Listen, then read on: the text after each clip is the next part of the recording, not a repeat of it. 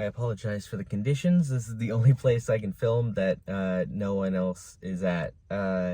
Is your TikTok page like mine where you just keep getting things for SummerWeen, which is like in Gravity Falls, people loved Halloween so much they celebrate it twice a year? SummerWeen Superstore! Wait, summer what? SummerWeen! The people of this town love Halloween so much they celebrate it twice a year!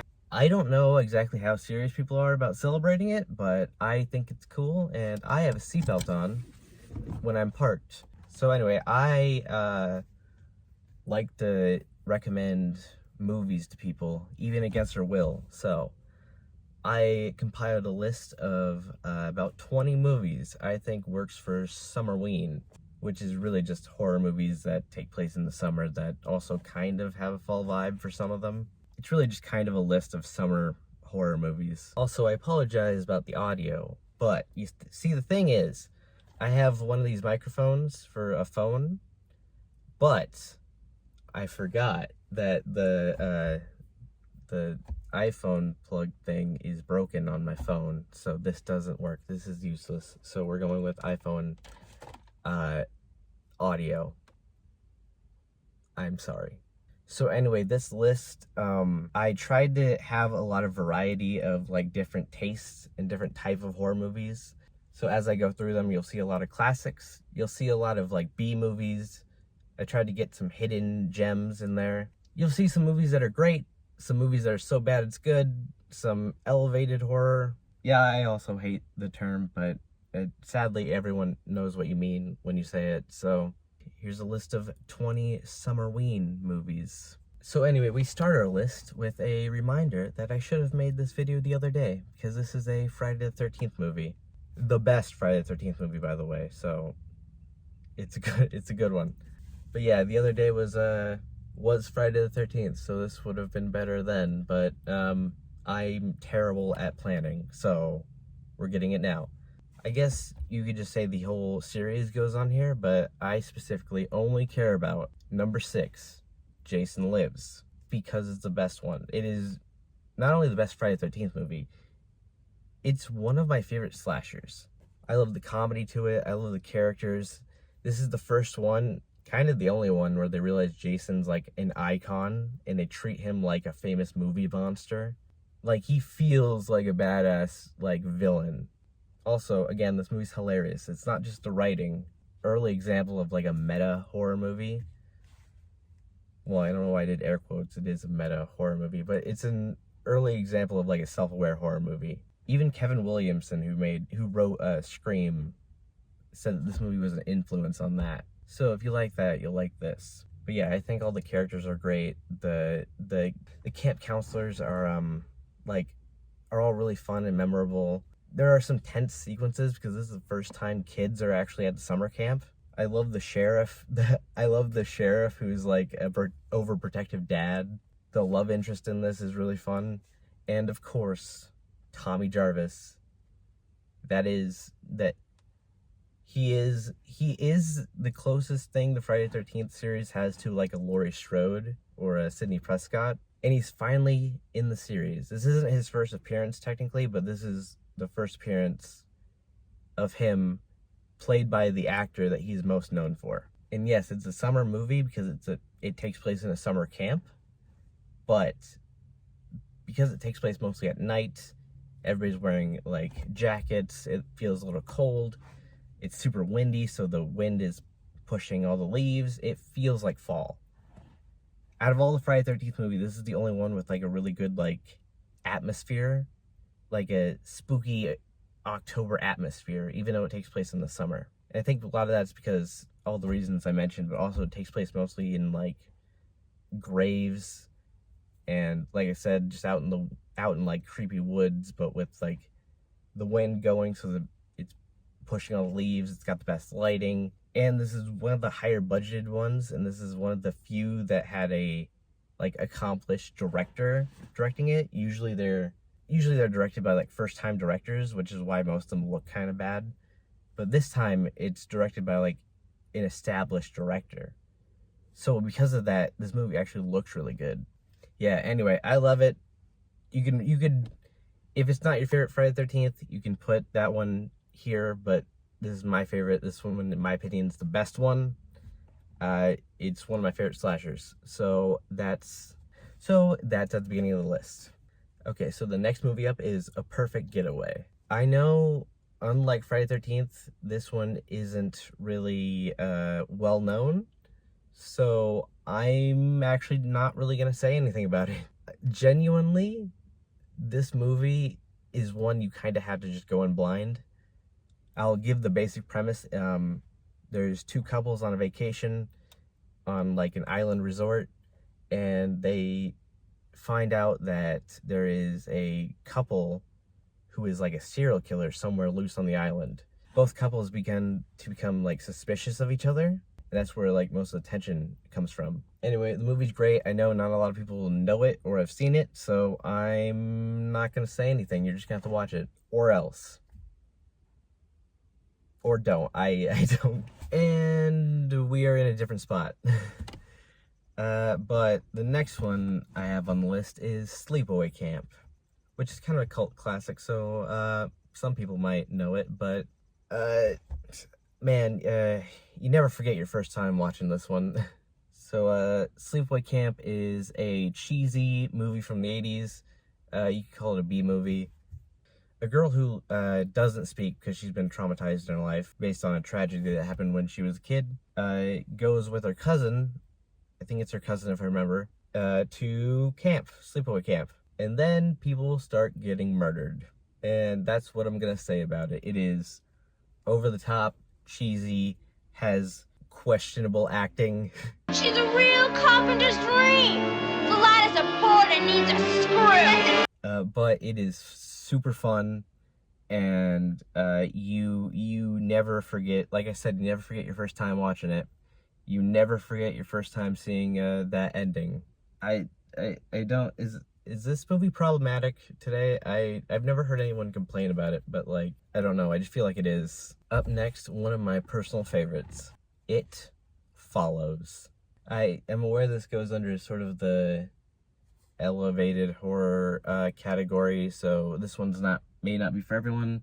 It's very slow paced, but dude, I love it. I think it's super creepy. It's I should explain what it's about. This girl named Jay, she has a boyfriend. It's the end of summer.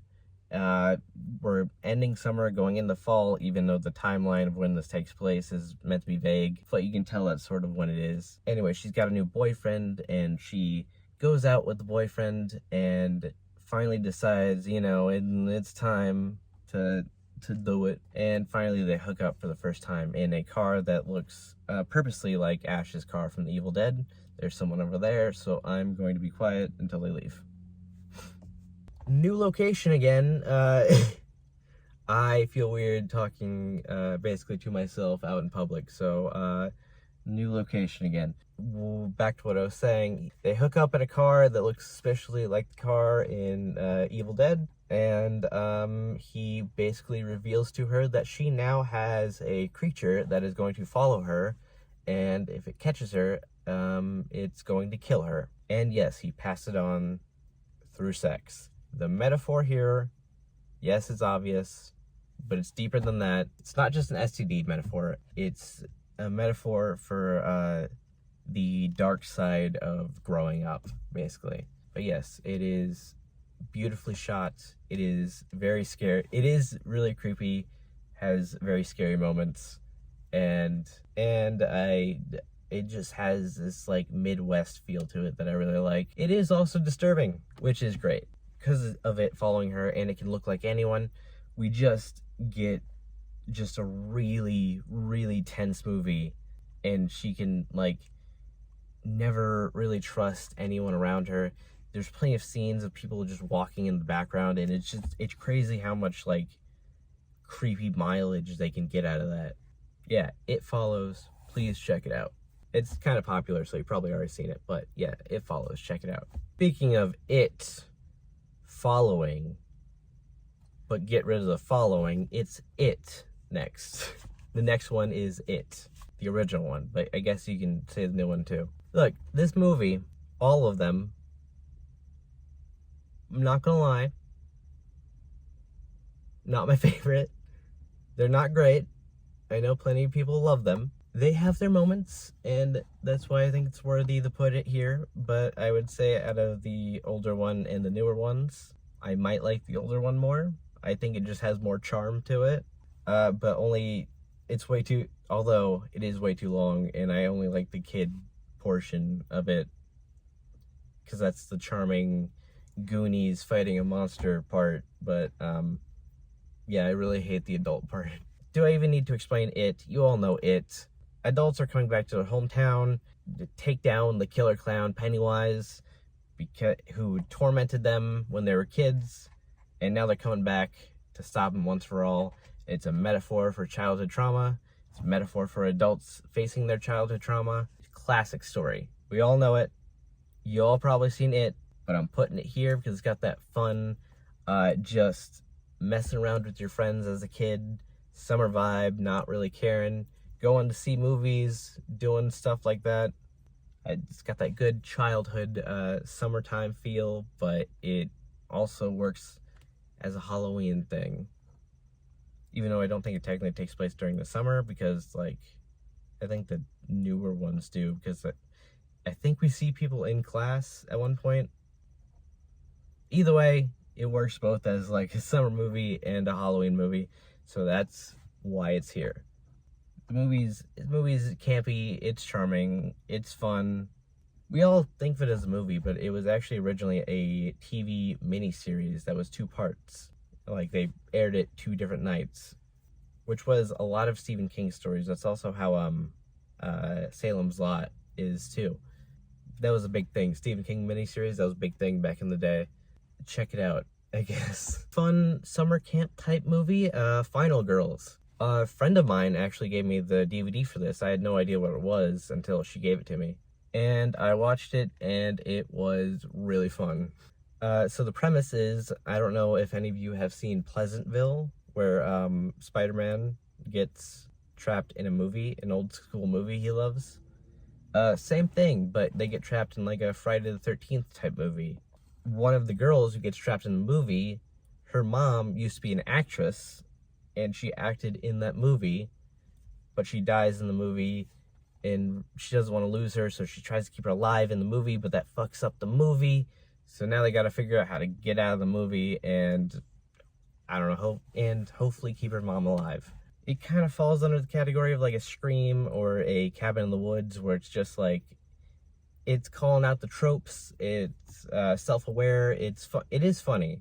I like movies like that where they call it the tropes sometimes. Sometimes it gets on my nerves, and this movie does ride the line where like, it's like, I get it, I know the tropes, you could just do the movie, please. But I have a lot of fun with it, and it's surprisingly emotional by the end. You get more invested than you expect to be invested. Anyway, I know this one hasn't been seen a lot, so this is another one I'm not gonna talk too much about, just to go watch it. Look guys, so far we've had a lot of fun here, okay? We've talked about some funny killer clowns, we talked about some meta movies, you know, some fun little hidden gems. Here's another not super well-known one, but we're no longer having fun. No, this is a good movie. I'm saying, this sort of came out around the Saw era, the Saw Hostel era. It's one of those, it leans more into the torture-y side of things. It's a lot darker than all the other movies I've been talking about, but it is a good movie. It's a good slasher movie. So, I present to you Wolf Creek. Basically, the premise of this one is, a bunch of tourists go to Australia, and, they run into what is essentially a murderous Crocodile Dundee. That's not even me really making a joke. I mean, it is me making a joke, but I think he's purposely kind of made to be like a super stereotypical Australian. Like, he's supposed to be kind of Crocodile Dundee-ish. Only he is a crazy murderer who goes after these tourists in the middle of the Australian desert. And chaos ensues. The movie looks great. The movie has a very dark feel. Someone is driving with their trunk open and nothing inside their trunk. It's just open. That's distracting. But the movie is very dark, and if you want like a more disturbing horror movie, a genuinely scary horror movie, this is the one you go to. I mean, there's a few other on the list, but this is the one you go to. You know, if you like more dark, macabre type things, this is it. And if you like the era of like mid to early 2000s, that era of like really edgy, dark horror movies, this one is for you. And the killer of this movie is kind of an Art the Clown type situation where like he's actually kind of funny, but that makes it more disturbing because of what he's doing. Anyway, the killer's really great, and I feel like if this movie was a bit more well known, he could have been one of a more iconic slasher. Great. The actor who portrays him, I don't know his name, but he gives a great performance. Everybody gives a good performance in this, but obviously he's the standout, which tends to happen in slasher movies. The killer's usually the standout. There is a Wolf Creek 2. I've never seen it. I have no idea if it's good or not. A friend of mine saw it. I don't remember if they liked it or not. But yeah, if this sounds interesting to you, check it out. Okay, sorry about that. My phone overheated. Anyway, what I was saying was, back in middle school, probably about 6th grade, I was really getting into horror. And even when I was a kid, I was always interested in horror, and I was always interested in the original, like, slasher movies or whatever. This is not one of those, but I was interested in that era, the 70s and 80s. And so, obviously, when I started watching horror movies, I was looking at all the OG original movies, all the movies from the 70s, 80s that are classics, cult classics, whatever.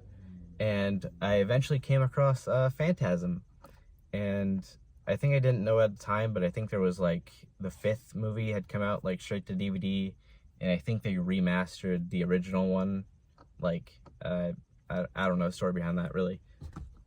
And so there's a lot of stuff online about Phantasm, and people were saying how it was one of the greatest horror movies ever made. It's a horror classic. It's one of the most iconic things ever. I was excited and I watched it, and I was horribly confused. I was confused at what was going on, but that's kind of intentional. But what I was more confused about was the reaction, because a lot of things in the movie were funny, and I couldn't tell if it was funny intentionally. A lot of things in the movie seemed like a so bad it's good type movie, or that something people would like kind of ironically, or because it's batshit insane, which I think Phantasm fans kind of do. I was horribly confused by it. I watched it again not that long ago, and I still didn't get it. And every time I went online, people were like, "Oh my god, it's one of the best things. It's one of the best horror movies ever made. It's one of the classic." People were just acting like it was Alien or something. So I was confused. I kind of was put off by it for the longest time. Not that long ago, I binge watched all the movies through I don't know if you know Joe Bob Briggs. He is a horror host. He hosts and talks about movies as you're watching movies. It's a good time. I'd recommend watching it. But he went through all the Phantasm movies. And it kind of clicked because he was also talking shit about the movies, but he was like, as he was talking about it, the fact that it didn't really make any sense and that it was kind of cheap was, I kind of got a sense that was part of the charm. Also, my taste had kind of matured, so I was okay with things not really making sense and being more like metaphorical or whatever. So I watched Phantasm again, and I really enjoyed it. Still don't know really what it's about. Okay, well, I get that it's about, on a deep subtextual level, it's about a kid coming to terms with death, but death is represented by the tall man who has Ewoks and other insane thing. You just need to see it. It needs to be seen to be believed. But I have come around. I do like the movies now.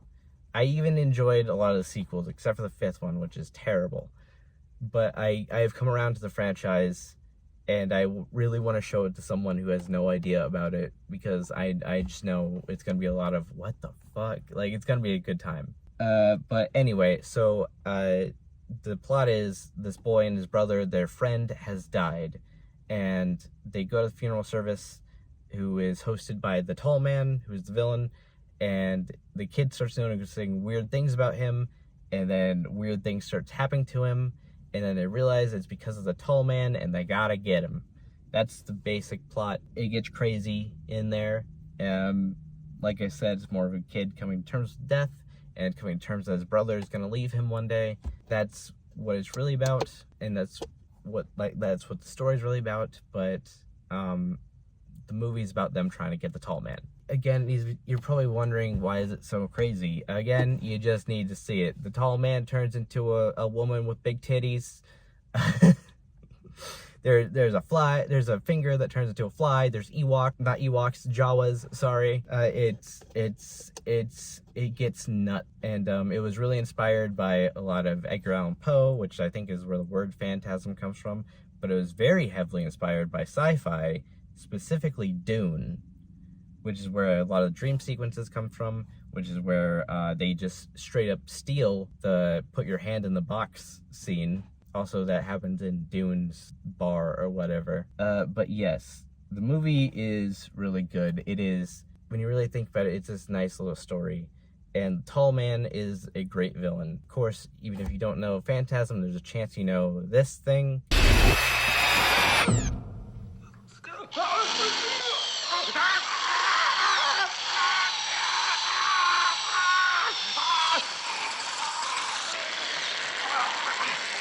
Yeah, these ball things are iconic, and it is weird and wild, and I have now been converted. I am now a fan. If you really want to show this to friends and just have a really night of what the fuck experience, binge all the movies.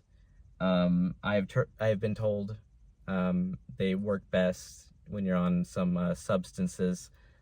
That's not really my thing, but you do you, I guess. Just be safe, I guess. Also, I haven't really mentioned, it has a nice, it has the feel of October, the creepy, atmospheric feel that you want around Halloween time, but it is set in the summer. One of the main characters is literally an ice cream truck driver, which I'm pretty sure this only exists in the summer. Don't know if I've sold it at all, but you should check it out. Okay, so the next one up is The Lost Boys, and like, I don't know, what do I even say? It's The Lost Boys. We kind of know it, right? Right? Most of us do. Yeah, this one's hard to talk about just because I feel like everything's already been said. It's a vampire movie, probably the best vampire in all of cinema. It's a great summer vibe. The 80s feel just makes it like really fun. Amazing soundtrack, often considered one of, if not the best vampire movies of all time. These kids, two brothers and a single mom, one's older brother and the other one's younger brother, go to visit their grandpa, or like go live with their grandpa in this town, which is a weird, creepy town. And the older brother ends up falling in with some like bad kids, and it ends up that those bad kids are vampires, and he has been turned. And the younger brother, along with two weird kids who are great, by the way, the Frog Brothers, I think they are, Edgar and Allan, you get it, because Edgar Allan Poe, they gotta somehow save the older brother and stop the vampires. Classic movie. All the vampires are fun. All the just regular characters are fun. It's just a great time. Although I do feel like this movie started the trend of like sexy vampires. So you could blame this movie for Twilight. I don't know. I'll leave that up to you. This next one is slowly, I think, becoming a classic. Not even just like cult classic, like it's becoming like a classic film. Although I know not everyone's a fan of it. And that's Midsommar, or Midsommar. This is Ari Aster's second film, and it really is just kind of a breakup movie where you have Florence Pugh, who we all know now, but at the time was a little less known. This was sort of her breakout movie. She's got a very rocky relationship with this guy he's kind of a douche. He's not really there for her, and she sort of gets gaslit into going on vacation with them, into going on vacation to the summer festival with these weird Swedish people. See a lot of very weird stuff that really like tests their relationship. This is all happening while she's going through just a horrific tragedy, by the way. So this is really like testing the fabric of the relationship and everything. I know that this is like one of like the movies that are like considered like elevated horror, but like it's Ari Aster's second movie behind Hereditary. Some people say it's slow paced. I don't really see that at all. I guess I recommend like giving it a shot. Just watch it. I don't know. I know it's not really for everyone. Ari Aster's style, he did Hereditary, Beau was Afraid, isn't really something that everyone is involved. The majority of people I know who've seen it like it, and like I said, it's slowly becoming a classic film because everyone sings his praises. But like, I've met people who are like, this movie's not for me. I just check it out, and if you can, I recommend checking out the director's cut. They're both great, but like, I like the director's cut more because you get more of the relationship stuff, and you get more of the friend group, the boys in the movie. In the original, they just kind of seem like generic douchebags. Like they seem like they would belong in like an Eli Roth movie, something like Hostel or whatever. In the director's cut, it humanizes them, but not in a way that you like them. I would actually argue hate them even more. But like they feel like real people, if that makes sense. Like there's one scene in particular that like that sort of clicked for me, where I realized that. It's when there's a scene in director's cut that's not in the theatrical cut where they're arguing in the woods, and he's doing what he does the entire movie. He's like gaslighting her. He's like he's trying to pin her as the bad guy even though he's the one being a douche. And he sort of points out that like, oh, or like he says like, oh, everything you do is to make me feel like I'm not worthy or something like that. Like he views every nice thing she does as like, oh, now he has to do something. Like it's a transactional thing. And she's obviously like, what are you talking about? What do you mean? And you see in his performance, like for like a split second where he's like, oh, I'm the asshole. And then he just reverts back to gaslighting because like you can see that he can't accept that he might be the problem. It's a very like douchey thing of him to do, but it feels very human. So it adds another layer to his character, but like not in a way where you feel bad for him at all, which is why I prefer the director's cut, because it's kind of like that for every character. Everything feels just a bit more fleshed out, but not in a way that like makes you feel any different. You know what I mean? Anyway, that's Hereditary. It's incredible. Check it out. Even if it's not typically your type of thing, I'd recommend checking it out. And if you already seen it and you already like it, watch the director's cut. Speaking of Eli Roth, in my opinion, his only movie worth watching. Yep, Cabin Fever. This movie is not really, it's not very good, but I love it. I think I said before that Eli Roth's movies always have like the most douchey characters. If you don't know who he is, he directed this. He also directed Hostel and Thanksgiving. He always makes very like mean movies that like has the douchiest characters ever. I remember as a teenager seeing this movie and Hostel and thinking they were really clever because I thought they were a parody. And then I kind of got more into his filmography and I kind of saw interviews of him, and I'm like, oh no, that's just kind of his personality.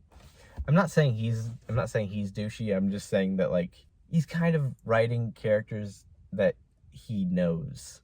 I don't know if that comes across mean or not, but you know what I'm trying to say. But I'm like, yeah, this isn't really a parody. This is more earnest attempt. There's comedy, but you listen to how he talks about his movies, and you see the movie.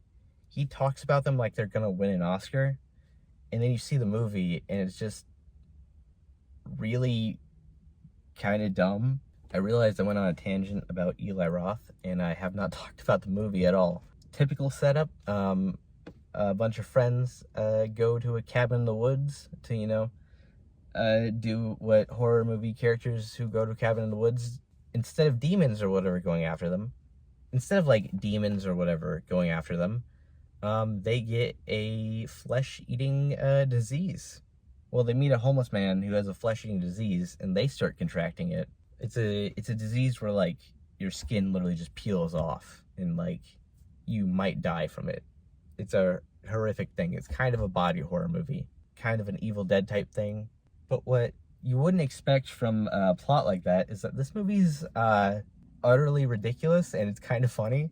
It's got a very early, don't get me wrong, it's got a very early like 2000s sense of humor where like things were just edgy for no reason.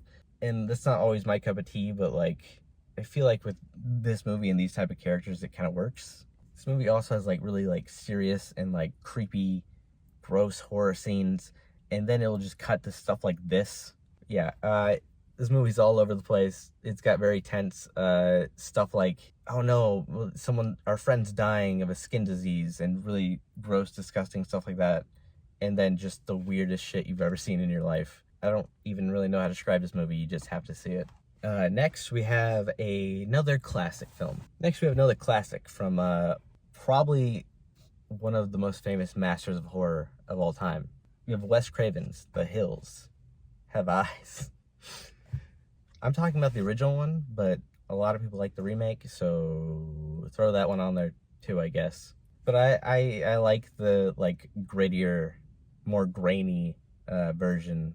It doesn't really feel scarier that way, and all the performances feel more natural to me in the original. In the remake, they feel more like actors. The story is basically a family goes on a road trip. They're headed to, I think, California, but they have to go through the middle of the desert. They crash and they get stranded, and a cannibalistic family who lives in the hills that also have eyes basically start tormenting them. I think some of the acting with the hill people isn't great, but I think the performances from the family is actually terrifying. To me, they give like really like natural like performances. They don't feel like they're acting. Maybe it's because I don't recognize most of the actors, so maybe it feels more natural because of that. But in the remake, they feel more like actors acting. I know this is a classic movie, but like I feel like it's kind of gone out of the cultural like zeitgeist, if that makes any sense. So I feel like not a lot of people have seen it, so I'm gonna say just go check it out. Okay, so up next is I Know What You Did Last Summer. Get summer. SummerWeen. Anyway, so this movie's about a bunch of kids as they're graduating. As they're graduating and they're partying, they accidentally kill a man. And they decide to, instead of going to the cops, they decide to hide the body and just not talk about it. But then, the next summer, they all get notes saying, I know what you did last summer. This movie is, I know a lot of people love it. It's not that good.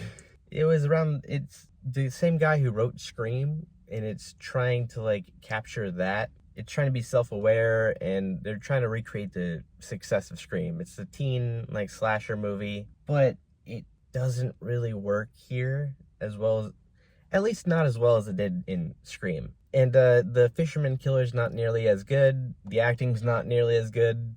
It's got some really like cheesy moments, but you know, it's a really fun watch, and it's a fun summertime movie. So SummerWeen, you should watch it. Also, the trailer for the new one just came out. I just remembered that.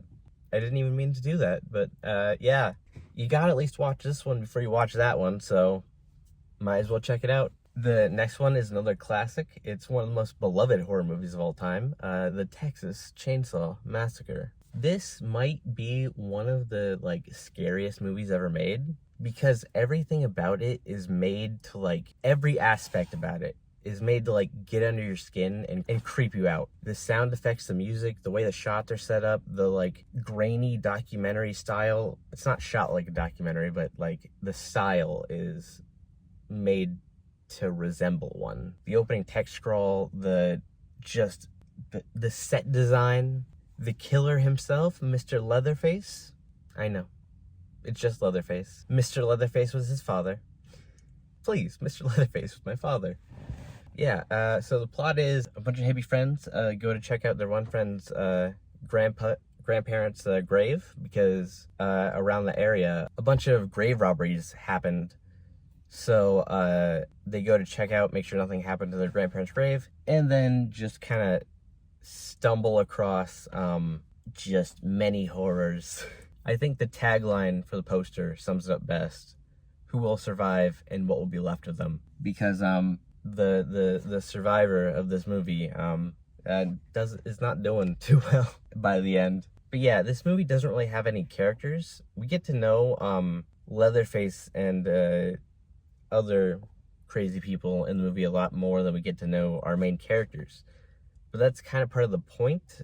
These are just, I feel like you're kind of meant to like project yourself onto them. Basically, the reason why they made this movie was that Tobe Hooper wanted to make a movie. He was a film school student. He wanted to make a movie. But around that time in the 70s, early 70s, late 60s, there was Vietnam happening. There was the Manson family murders. There was a lot, serial killers were beginning to become a thing. And he saw a bunch of TV stuff about Ed Gein, who was a big inspiration for the killer. He was seeing all that stuff on the news, and he was like, this is sick. And it kind of hit him that like no horror movie really made him feel the way like that news footage and those documentaries made him feel. So he wanted to make a horror movie that felt like that felt like the real thing. So that's why I'm saying like everything about this movie is made to like creep you out and get under your skin and like unnerve you. A lot of the sound effects are just like random sounds, but like, I don't know, just make you feel weird. The music isn't really music, it's just kind of like noises, but like it just works. It's so creepy and it's so creepy and uncomfortable. Anyway, that's why it's like one of the most classic horror movies ever made. And obviously it brings the summery energy, the summertime energy. So you should check it out. But if you're in the mood for a more conventionally structured slasher movie, the remakes, not half bad either. The next one is another summer camp slasher movie, but this one's really recent. We got Fear Street, 1978, although I feel like you kind of need to see all three Fear Street movies for it to really work, but you know what? Go ahead. They're all pretty fun. This one seems to be most people's favorite, though. It stars that girl from Stranger Things, and she's in a summer camp. She gets bullied, and, you know, you get how summer camp slashers work. But the sort of twist on it, I can't really say because you kind of need to see all the other Fear Street movies. I'm sure most of you have seen the Fear Street movies, so for SummerWeen, give it a watch. I don't know. They're sort of modern takes on older, like, type of horror movies. The 1994 is clearly like a Scream thing. This is clearly like a Friday the 13th thing, and then the other one feels more like The Witch, I guess.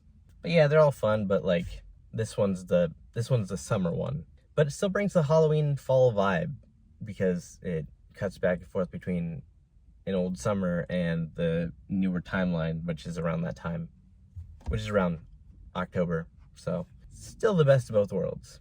Okay, so I know I said 20 movies, and I was correct. These are 3 different spots in that list of 20, but I am going to kind of talk about them together because they are, so far, Jordan Peele's entire directorial filmography.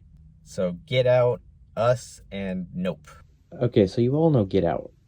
Guy goes to his white girlfriend's house and things get weird. Us, a family is on vacation and they see pretty much an exact copy of them, like another family that is their exact doppelgangers, and that family begins to torment our family, the family we follow. And Nope is basically just Jaws, but in the sky.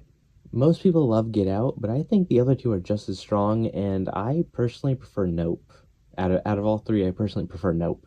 But yeah, all 3 of them are dripping with social commentary. All of them are made perfectly. They're surprisingly funny and scary, and all three of them are great. Just go check them out. Okay, so our final two. The second to last one, I have a movie that I'm pretty sure no one has ever seen, or at least it's a hidden gem. It's Influencer. The movie's about an influencer, obviously, who goes on vacation alone and meets this girl and starts hanging out with her. And then some crazy stuff happens. I know that like no one has seen this movie, so like you need to just check it out. It's one of those type of movies where like every time you think you have the plot figured out, you don't. Every time you think it's going one way, it zigzags the other way. It's not perfect, but it's really good, and I think most people will enjoy it. But speaking of this film not being Jaws, the next film is Jaws. Do I even need to say anything about Jaws? Everybody knows Jaws, right? Everybody's seen Jaws, right?